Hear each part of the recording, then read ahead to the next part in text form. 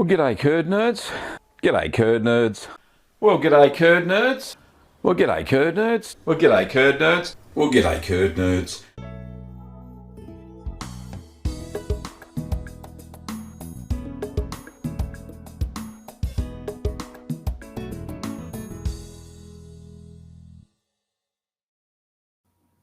Well, g'day, curd nerds, and welcome back. This is Ask the Cheeseman.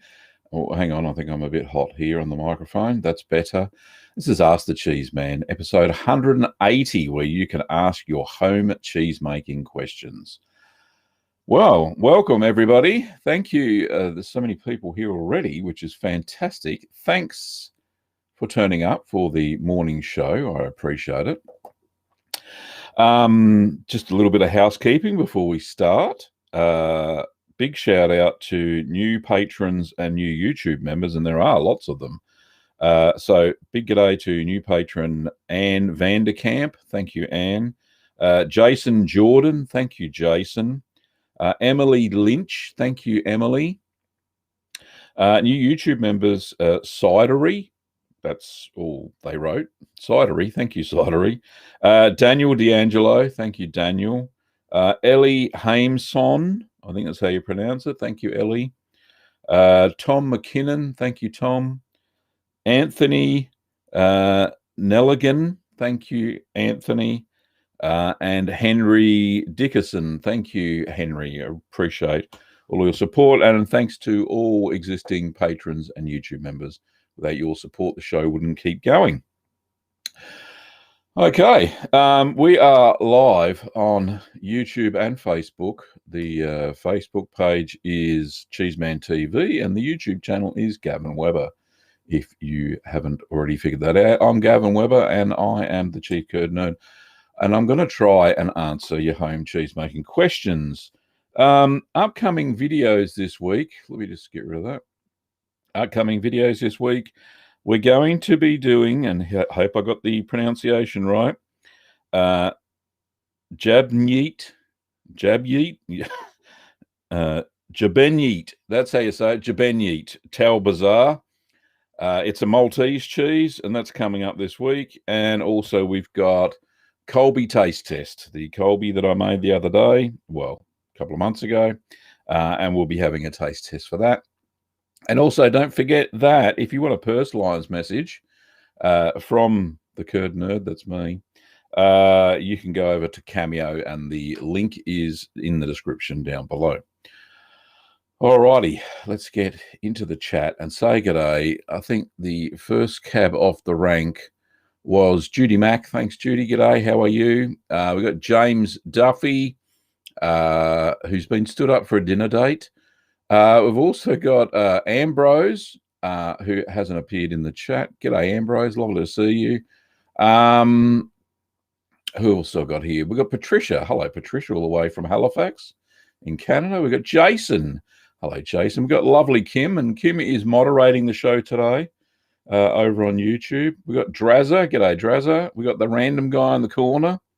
We've got Jason Wright. G'day, Jason. Who else we got? We got did I say James already? Yes, I think I did. George, g'day, George. We've got Joe. We've got Three Voyages Homestead. We've got Robert. We've got April, Kevin, Mike, Amir.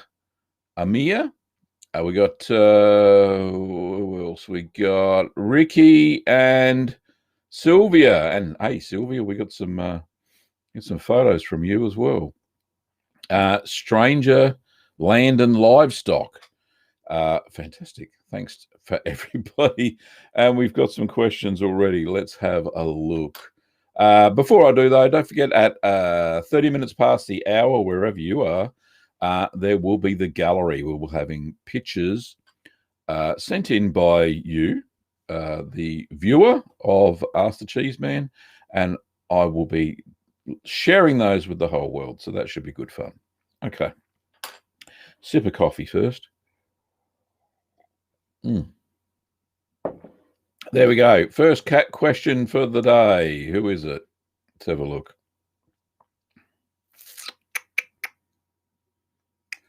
All right. So the question is from Joe, hang on, I'll make the screen bigger so I can read it. There we go.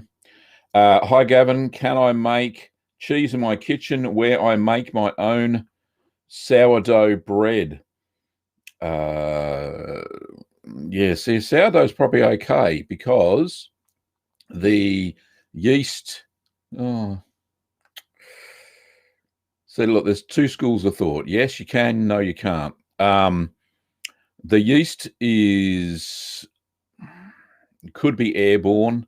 You could cross-contaminate the cheese, the milk with the bread yeast, and it ferments the milk, and you'll see that when you get to the curd stage and you've got a whole bunch of little bubbles. Can happen. However, I dare say in the old days, there was no difference. The kitchen was for everything. They made cheese in it. They made bread in it. They did everything. So, look, you can give it a go. If you're going to experiment, make a small batch of cheese just in case something happens. But yeah, sometimes there is cross-contamination. However, I'll take notes from the chat, and if anybody's got any ideas on that, that would be fantastic. We got our first super chat for the day. Fantastic. Let's go and show that message. It's from, well, let me kill the light first before somebody has a problem. It's from Seth. G'day, Seth. Lovely to see you, mate. And thank you for the $10 super chat. It says, greetings from Florida. I enjoy your channel immensely. Thank you so much for the resource that you provide. COVID plus cheese making has caused my cheese cave to fill up nicely. Very good. Thank you so much, Seth. Yeah, and mine too. All righty. Where are we? Next question is from... it's a statement from Robert. It says, g'day from Florida, USA. Missed you last week. Yeah, sorry about that, Robert. I had to reschedule. I had to get my my act together, basically, because I was running a 2 video a week schedule and starting to run out of video. So last Sunday, I got up bright and early and started to use a scheduling tool called Monday.com. I don't know, you might have seen some ads on YouTube and stuff like that around the traps. But yeah, Monday.com, and it's a project management tool, and there's some specific templates for video production and scheduling for, say, videos and podcasts and all that sort of stuff. And because I'm doing the weekly podcast again, and that is on Wednesdays my time, that's when I release it, not when I record it, but I'll be releasing those Wednesdays as well. So yeah, I needed some sort of scheduling tool. So I had to sit down on Sunday, schedule out all the videos. So that's why I can bring you at the moment 2 videos a week. So I usually release on Mondays and, well, this is my time. So Mondays and Fridays, which could be Sundays and Thursdays for those in the other side of the international date line. So anyway, so yeah, sorry about that. Next question's from April. And April says, my mum and I are on a low salt, no salt diet. When making cheese, do we have to add the salt? Yes, unfortunately you do. Where there is salt in a recipe, you have to add it in, and you cannot substitute alternative salts like potassium chloride, I think is the normal salt substitute. It doesn't work. Sodium chloride, salt, as we know it, is essential in cheese making because it does a few things. So first of all, it adds flavor, of course. Some cheeses are pretty bland without salt. It's a preservative. And what it does is it reduces the lactic bacteria activity as the cheese ages, and it assists in slowing down proteolysis and lipolysis, which is the breakdown of the proteins and fats in the cheese. and you don't get any runaway cascade effects where the cheese tastes bitter and or could go rancid without the salt. All these sorts of things happen. So when you leave salt out, you get all sorts of weird things happening to your cheese, and it's not the same, unfortunately. And like I said, you can't substitute those salt substitutes. But a suggestion though, don't forget that you can make soft cheeses without salt, no problems at all. Fresh soft cheeses. Even the quark that I made the other day, that didn't have any salt in it. Cream cheese has the tiniest amount of salt in it. So yeah, look, you can make low salt cheeses. That most of them are fresh. And the reason why they don't have much salt in them is because they don't keep very long. They're full of moisture, and moisture attracts mold. So that's what's going on there. Kevin says there's no sound. I think there is sound. I wouldn't maybe refresh, Kevin. Unless somebody else tells me there's no sound. Is there any sound? Let's have a look. Nobody else has said anything. Okay. All right. Next question is from Amir. And Amir says, hi, Gavin.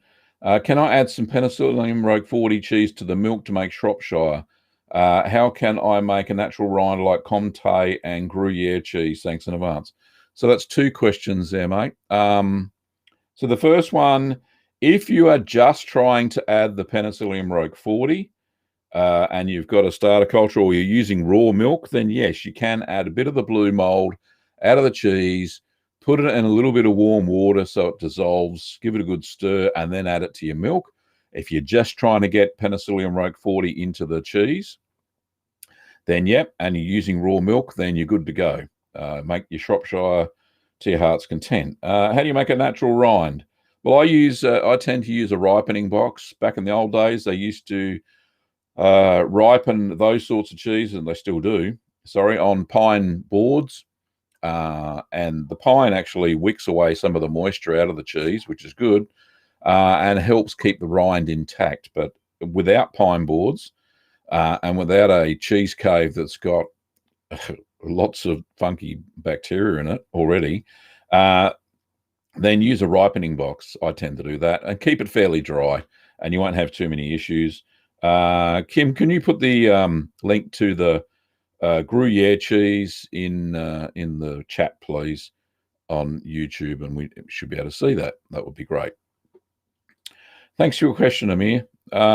Next question is from Jason. Jason says, Gavin, I'm lactose intolerant, also allergic to psyllium, so penicillium, all that sort of stuff, but I love cheese. Do you know of cheese that I may be able to enjoy? I know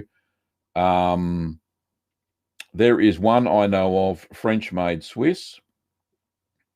French-made Swiss. That's a contradiction. But okay, yeah, so I do get this question often. So there are some lactose-free cheeses that you can make. And if Kim's kind enough, she can put the links to there's a lactose-free kefir that I made using lactose-free milk. And that tasted very nice. And there's even a taste test from my daughter Amy, who's lactose intolerant as well. And Amy and I also made a lactose-free quick mozzarella, and that turned out really nice as well. And she had no ill effects whatsoever. However, it's a common misperception that all cheeses have lots of lactose in them. Remember, during the cheese making process, lactose is converted by the lactic bacteria into lactic acid. So the lactic acid continues to be developed as the cheese ages. So the older the cheese, the less lactose the cheese actually has in it. So hard Italian cheeses like Romano and Parmesan and the cheese that shall not be named, those styles of cheeses are extremely low in lactose. So yeah, you could try those hard Italian cheeses, and you should not have any ill effects. And there's no penicillium in them either, so you should be good to go.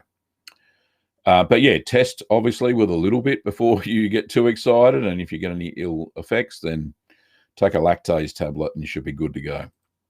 All right, Jason says, thinking of exploring whey-made cheese besides ricotta, what other cheeses can be made from whey? Good question, Jason. There's a good Norwegian cheese called Mysost, which is a Norwegian whey cheese or Norwegian brown cheese. And Kim, if you can whip up the link for the Norwegian brown cheese or whey cheese, it's called Mysost, Mysost. That would be absolutely fantastic if you could put that link up for Jason.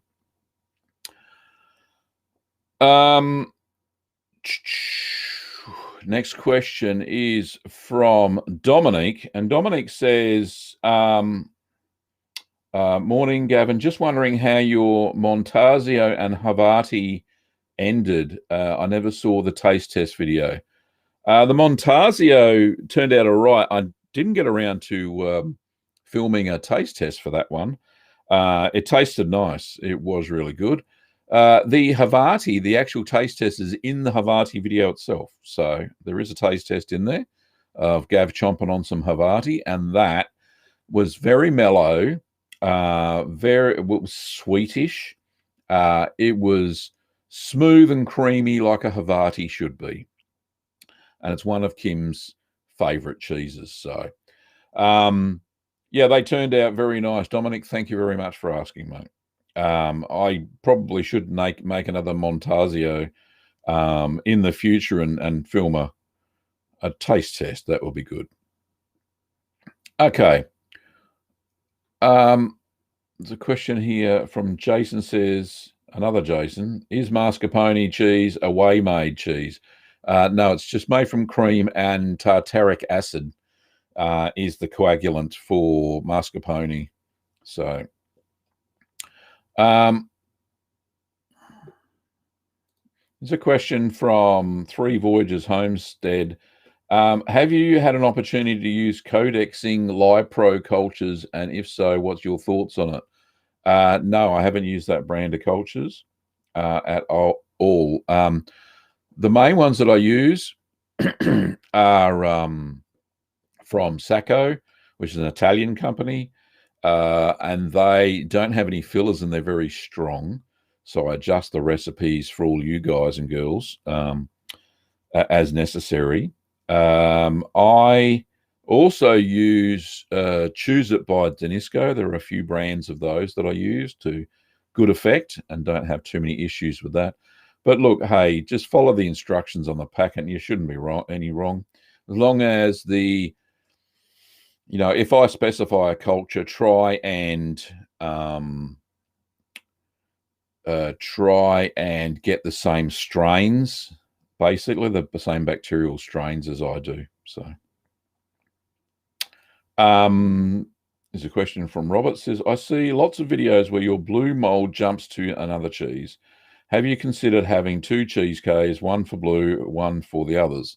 Definitely considered it, Robert. I just don't have the room. I've got no room for a second fridge, unfortunately. So I tend to use ripening boxes a heck of a lot.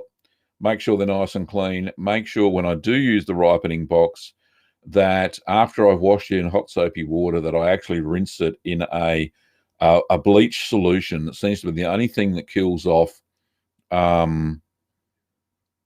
it's the only thing that kills off the Penicillium rogue 40. So yeah, and make sure that if you're making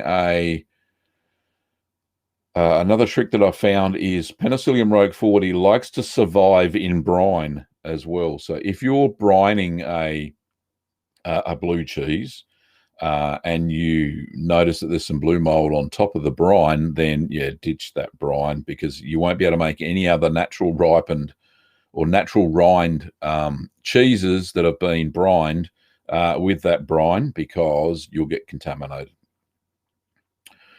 Okay.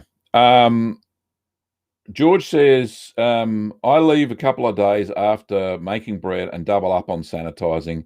Haven't had a problem yet. I think that was from the question around, can I make cheese and sourdough at the same time? So thanks, George, for that tip.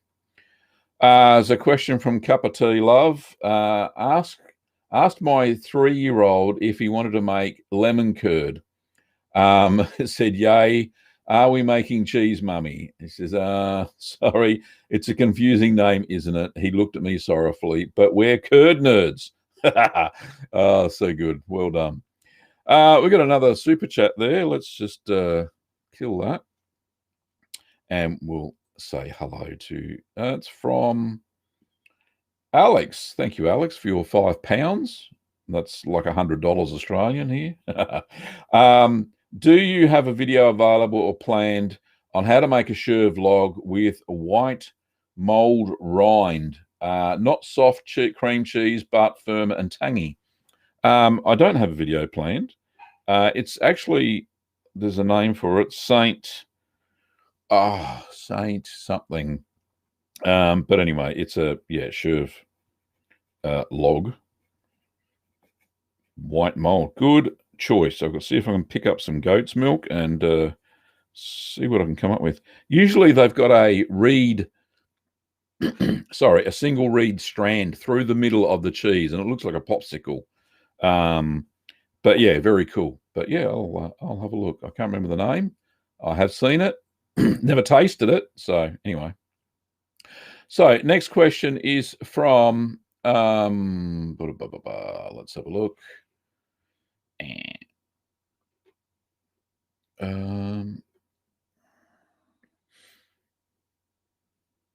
Sorry, I just got to go back a bit. There is, people are saying there is sound. Yep, thanks very much for that. That's great. Goodness me, so many questions. Hang on, sorry, I'm a little bit lost. Here we go. Blues, cup of tea, love. There we go. This one's from April. Said, so if we do need salt for cheese, what is the minimum you need? Usually for cheddar styles, it's 2% of the 2% salt per weight of the curds before you press it. So weigh your curds, 2%. That's absolute minimum. It does range between 2 to 2.7%. Depends on how salty the cheese is, but that is usually the minimum amount of salt that you can use. There's a question from Drazza, says, could you make Cornish Yarg? It's a semi-hard cow's milk cheese wrapped in nettle leaves before maturing. The nettle is supposed to make a big difference to the acidity and how it matures. Yeah, look, I don't have a recipe for Yarg. I've looked for many years. It is a secret, apparently. But look, I'll scout the cheese forums again. And getting my hands on nettle leaves may be a bit of an issue as well, but we'll have a look. I'll write it down. Doesn't necessarily mean I'll get around to making it if I can't find the ingredients. The builder says, can we use Epsom salt? No, we can't for cheese. It doesn't work. Got a question from LJ. Says, hello from the UK. What essential tools, equipment, and ingredients other than dairy that the first-time curd nerd wannabes need to get started making their own cheese? Always a good question, this one. So, look, most of the stuff around your kitchen. So as long as you've got a pot that's that can hold at least 10 litres of milk, if you want to make a decent-sized cheese. So usually about a 3-gallon stock pot, which will hold 12 litres in the new measures.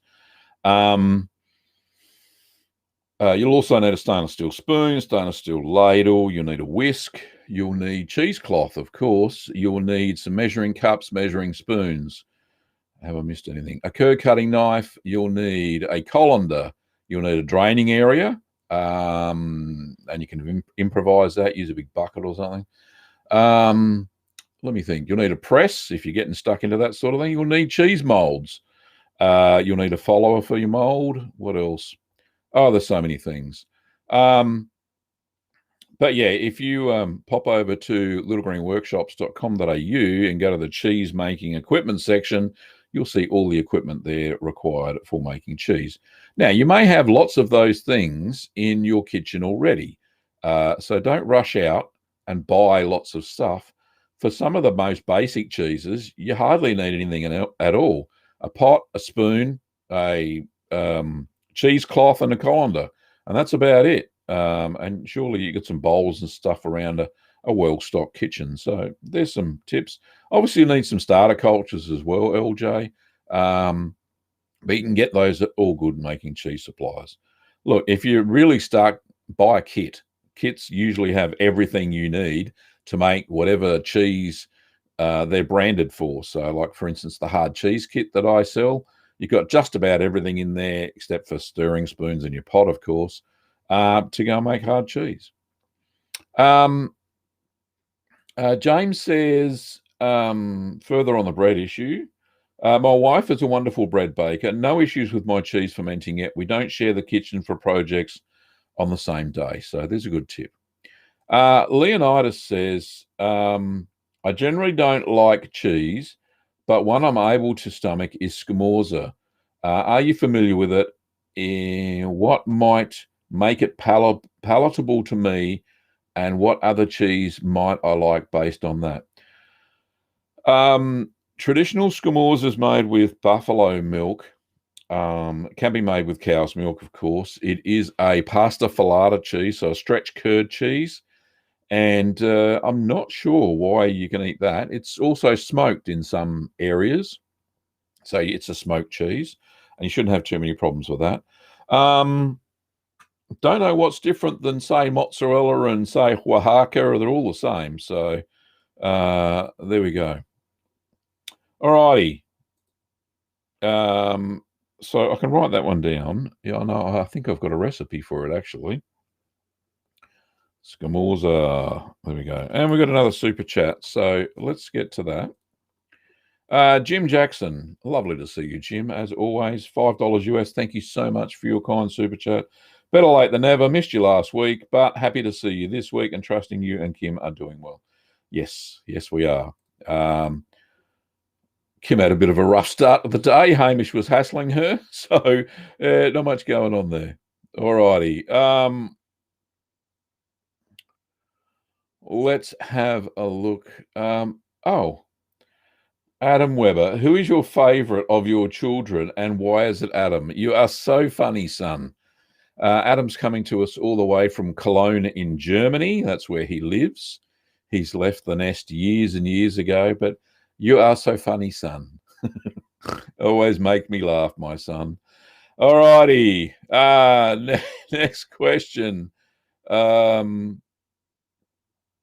is from, let's have a look.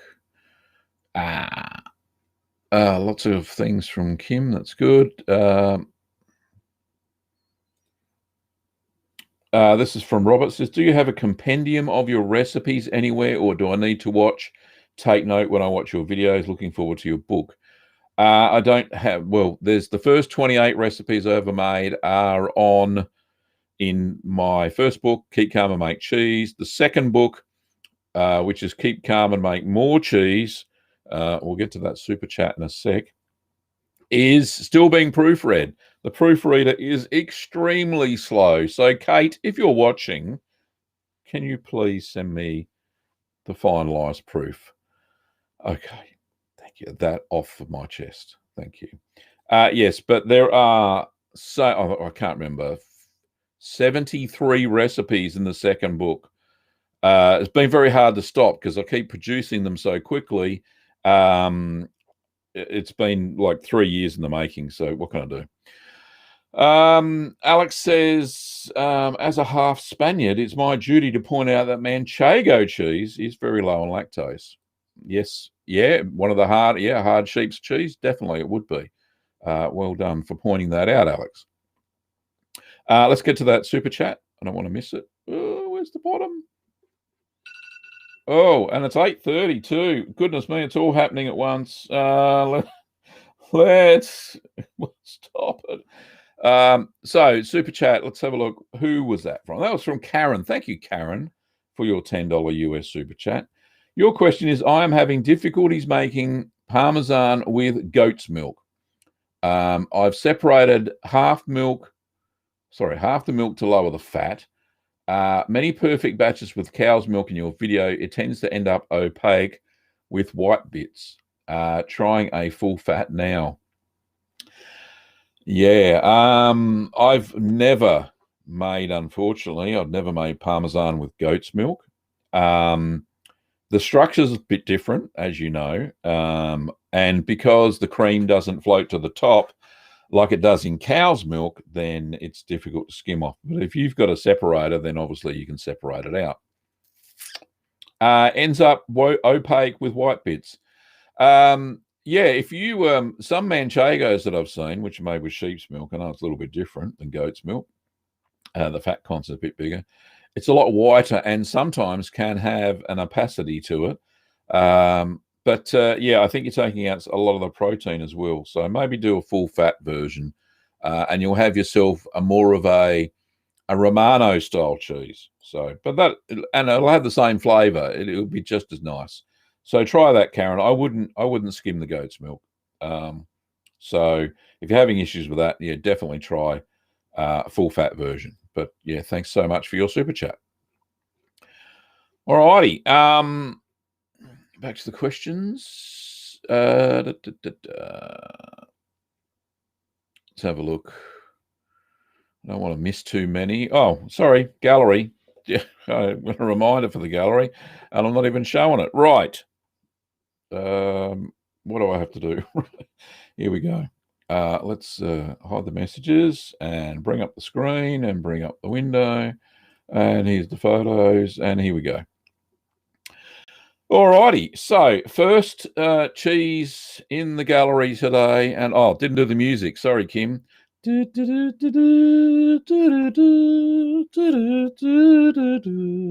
just for you, Kim. This is, and it's a little bit hard to see, is a Emmentala in brine. And this is from Erica and Toby.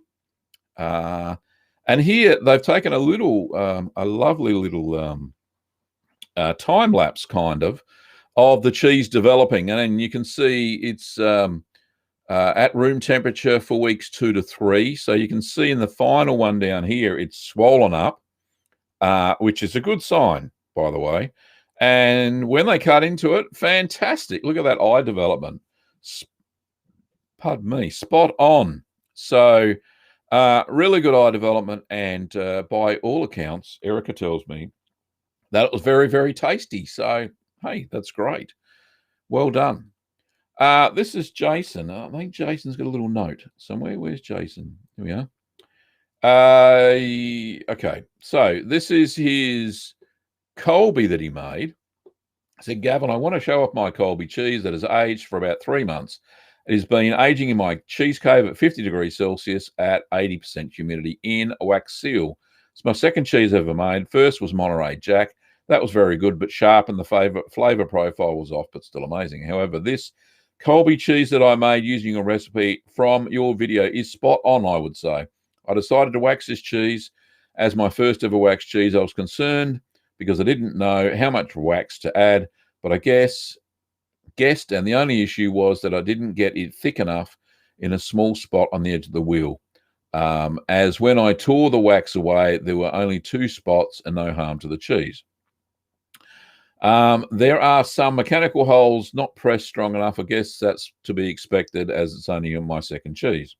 Flavor profile spot on. This was made with raw cow's milk, so it was light, super creamy, mild with sweet notes to it, or sweet tones to it. It is the right amount of crumble to it, and when holding in the hand, is firm and doesn't melt. I think this would make for a wonderful grilled cheese or toasty in your country. Hope you enjoy the pictures and hope to see them in the gallery soon. Indeed. Let's have a look. There's some more. So that's the cut Colby, and you can see a little bit of crumbly there, and it absolutely looks like a fantastic cheese. And there it is in its wax. I think you did a pretty good job with the waxing. So it looks about the same as the first effort that I ever did, Jason. So I think you're doing well. All right, the next one is from Karen. And Karen is showing us there her Buddha-Käse. And the Buddha-Käse looks amazing. And yeah, a little bit of eye development, which sometimes is expected. It's a very soft cheese. And depending on the starter culture you use, if you're using aromatic mesophilic culture, you'll get a little bit of eye development because of the gas produced by that starter culture. And there's a close-up. You can see that the eyes are gas produced. I don't know if you can see that there on screen. Depends on the size of your video, but you can see that the holes are shiny. So the eyes are shiny, which is a good indication they were made by gas, and they're not mechanical holes like you saw in Jason's Colby a second ago. So gas produced. Alrighty, and there was a little bit of blue mold on the edge because she had it vacuum packed, but that didn't impart any flavour. There's another one from Kim. This is a raclette she made, and we were trying to diagnose it. I think the raclette was a little bit of a problem. As you can see, all the skin slipped off. It's a bit of a dog's breakfast, but apparently it tasted okay still. So that's the best thing. Now, I think the issue was that there's a couple of things. Kim has self-diagnosed that the milk quantities that she's using is different than what are in my recipes.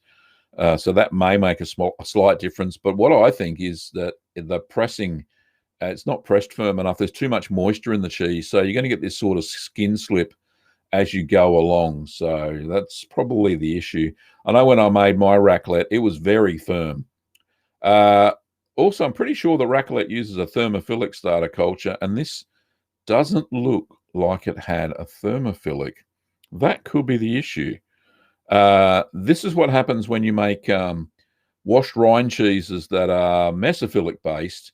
They do tend to go oozy inside, that's for sure.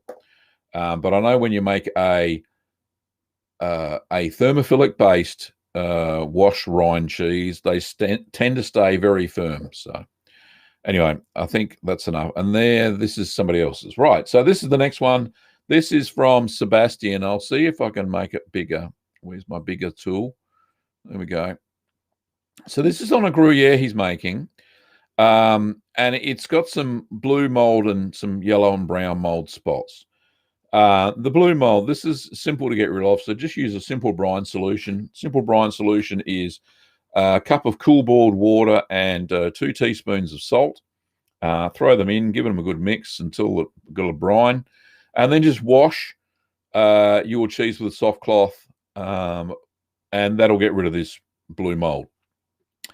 It's an indication it's a little bit too moist. Now, it's probably tacky as well, Sebastian, and that's a good sign. Because that's just some of the natural yeasts that grow on the surface of the cheese. Now, these yellow and brown spots will totally envelop your Gruyere, and that's how they get the color. It just happens because of the way the cheese is made. I don't know the scientific method.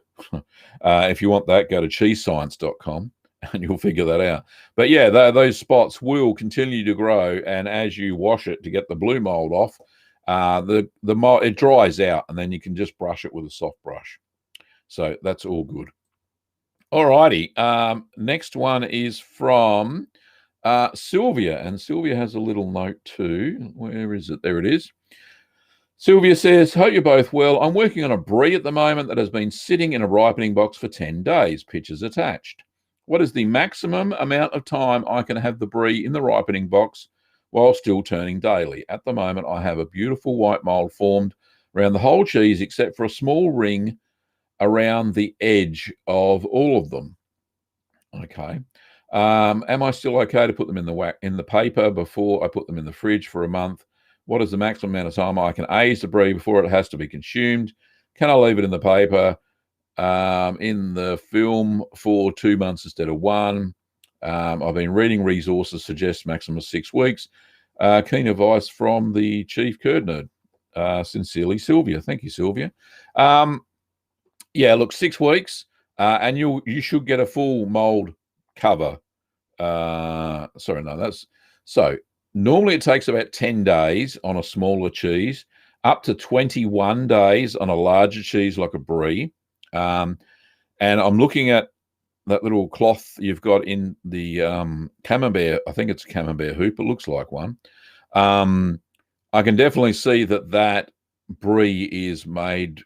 It's probably about what 6.5 inches across. So that's what 165 millimeters. So to get a full coverage, probably another week. So about 21 days tops. I wouldn't go much more than that. It should just have a, if you start feeling it go soft underneath, get it into the paper, because otherwise you'll get things happen like skin slip, and you really don't want that.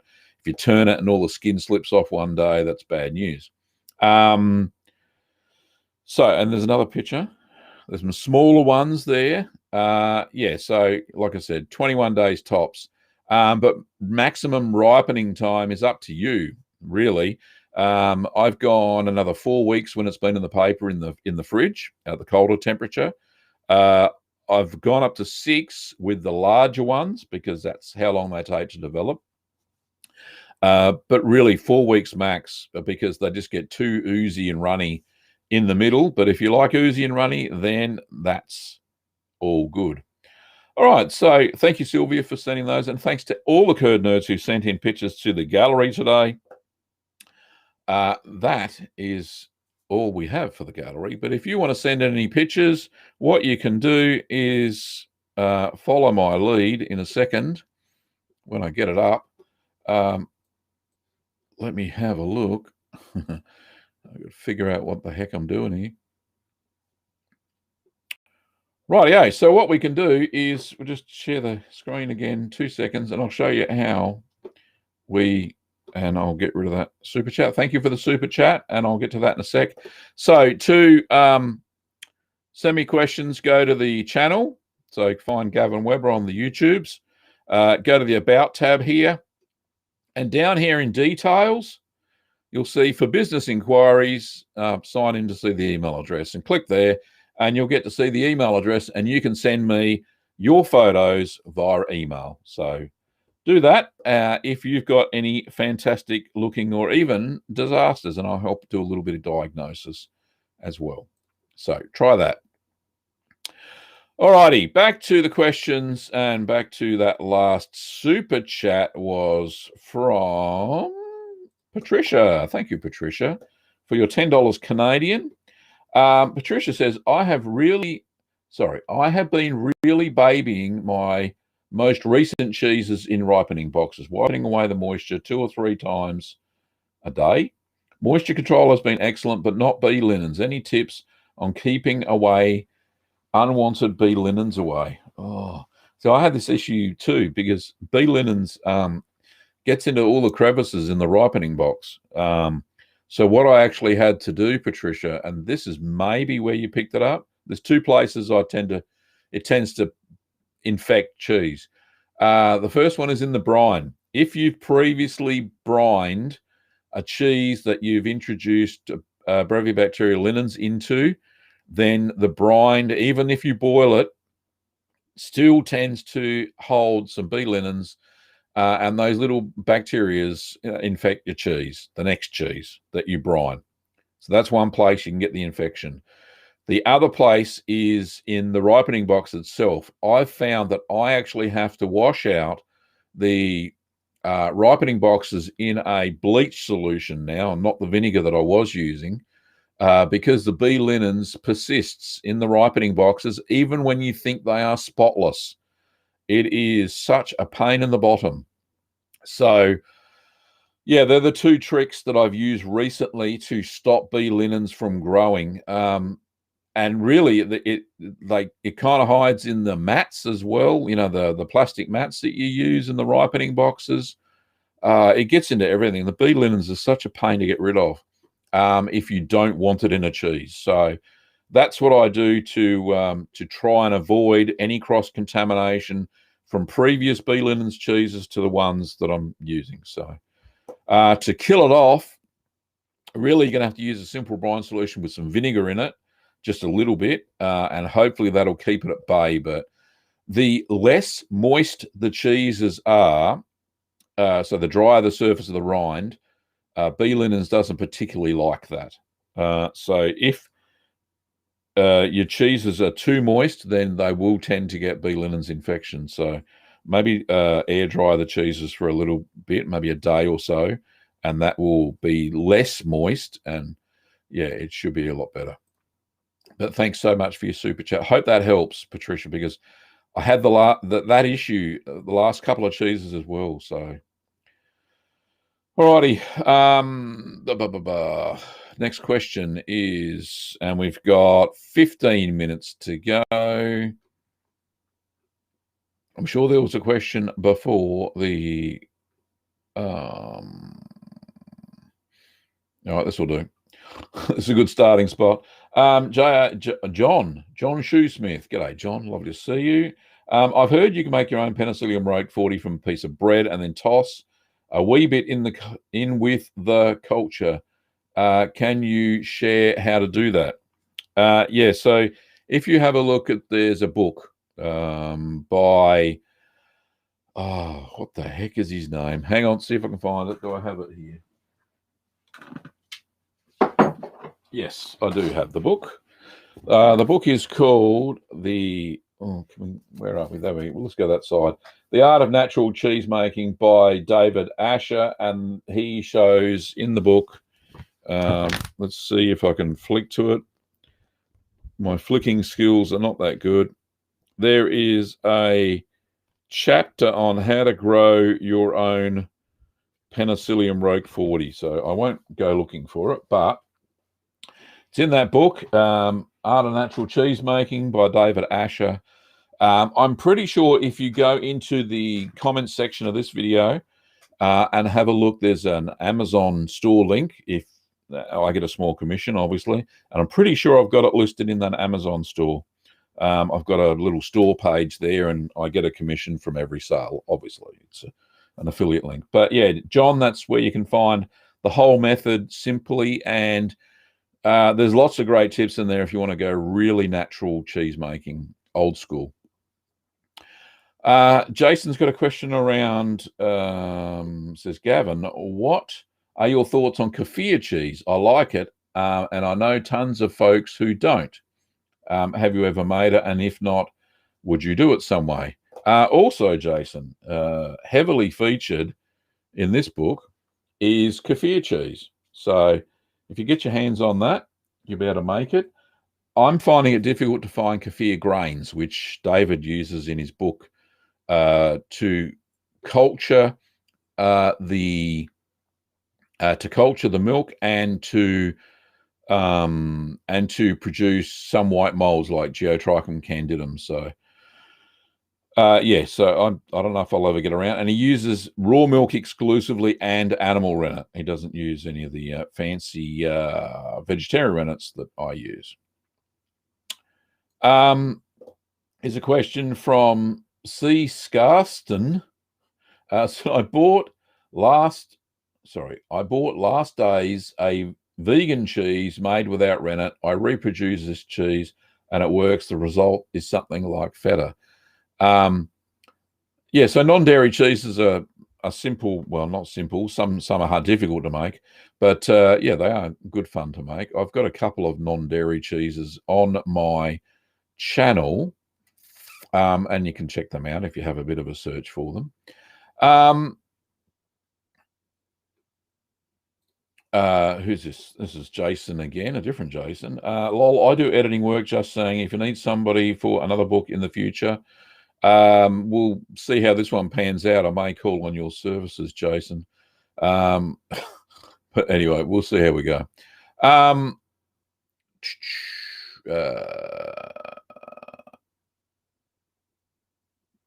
The next question is from, let's have a look. This one's from Kevin. Kevin says, lately some of my cheeses are bitter using vegetarian rennet. Tried Belper cannoli and Oaxaca with calf rennet, and all is well. Why is this both rennet safe fresh? Why? Don't understand the last part of the question, but look, it depends on the vegetarian rennet that you use. There are a couple of types. There's a fermented Cheeseman version. There's a mushroom version. There is a you can get cardoon thistle rennet, which is a vegetable rennet. There are fig sap based rennets as well, which will coagulate your milk, and all have varying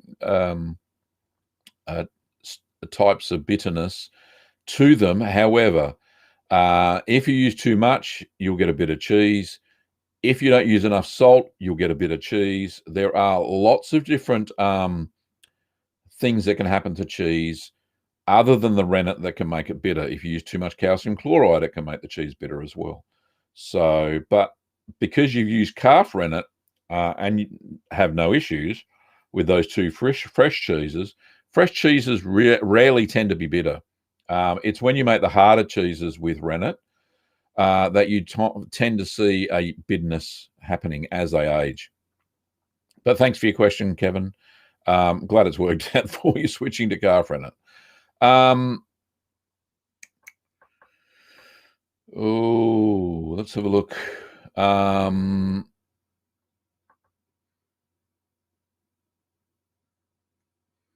Next question is from lots of discussion.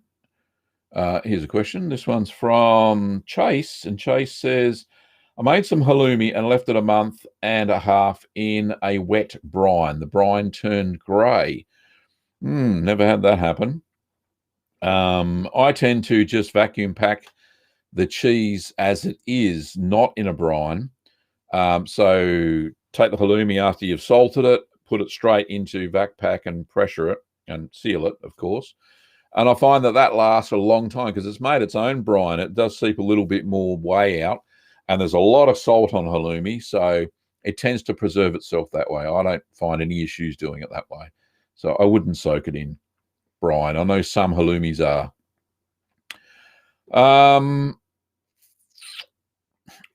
This one. Can you eat blue mold or not? Have you ever made a cheese from LSD or toastal? No to the last question. Can you eat the blue mold? Yes, you can. It's harmless. It's good for you. Makes you feel good. Gives you a tingly tongue, some of them anyway. This question's from Ethan, says, hello, Gavin. We made cheese for the first time today, but made more of a yogurt than curds. Any solutions or just start over? Not much to go by, mate, unfortunately. It sounds like the rennet didn't set properly, and there can be quite a few things that attribute to that.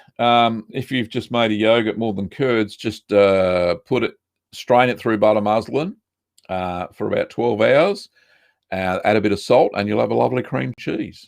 Nothing's a failure. Don't throw it away, whatever you do. But yeah, try that. But yeah, there are lots. Keep practicing. Adjust your amounts of rennet. It may not be the same strength as what I use. I use IMCU 200, which is a measurement of rennet strength. Okay. Next question is from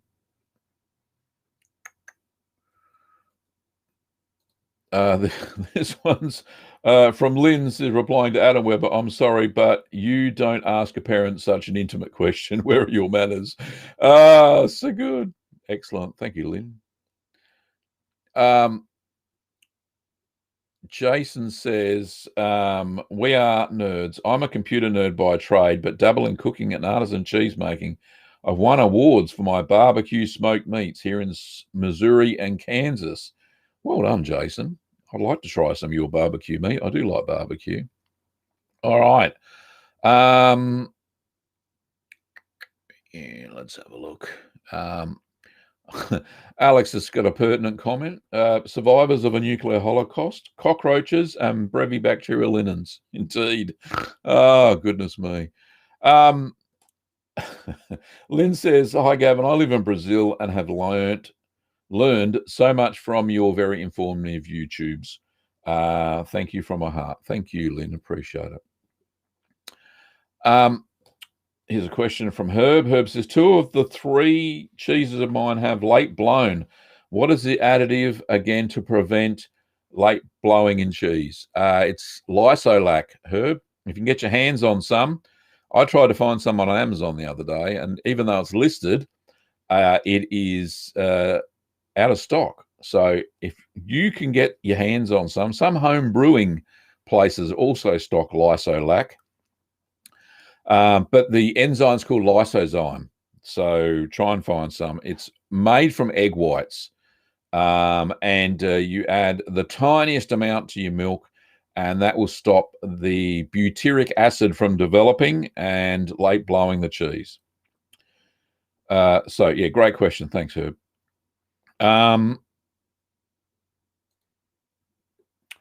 Jason says, Gavin, when should you brine a cheese? Still learning that technique. There are different cheeses.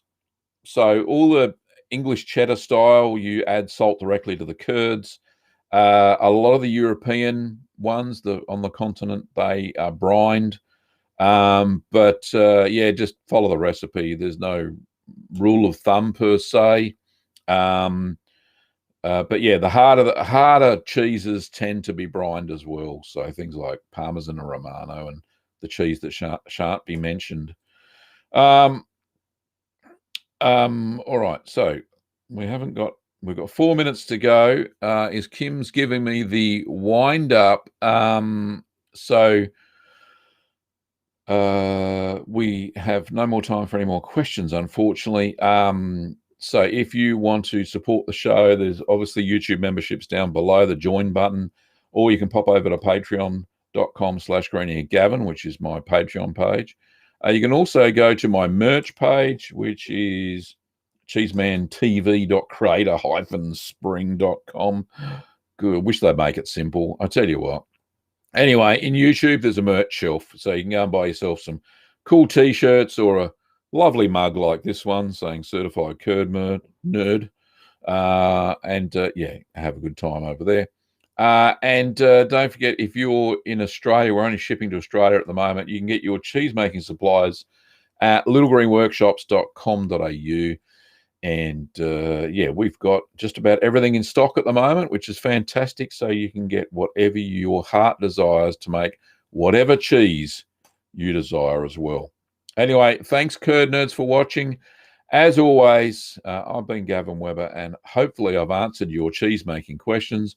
Sorry if I couldn't get to your question, but try again next week. And yeah, we'll give it a go. Anyway, thanks for now. Without your questions, we wouldn't really have a show. So thanks again. All right, see you later. Bye-bye.